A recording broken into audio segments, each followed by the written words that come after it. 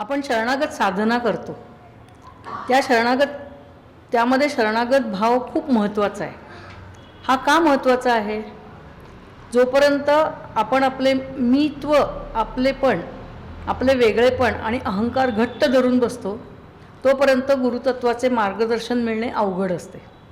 आणि हे मार्गदर्शन मिळवण्यासाठी या सर्व गोष्टी टाकून द्यायच्या असतात। आता या कुठे टाकून द्यायच्या?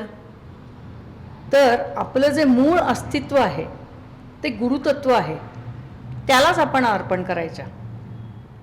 हे आपण शरणागत साधनेमध्ये करतो।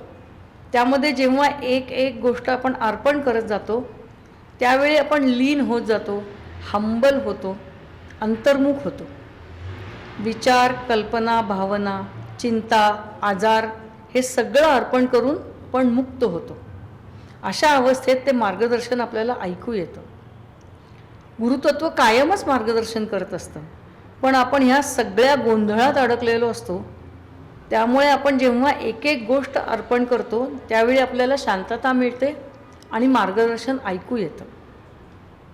साधना केल्याने आपल्याला ती सवय लागते आणि शरणागत भाव निर्माण होतो।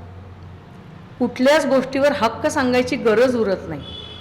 अहंकार कमी होतो आणि आपल्या सहज प्रकृतीच्या जवळ जाणे शक्य होते। शरणागत साधना ही गुरुतत्व योगातली एक महत्त्वाची गोष्ट आहे।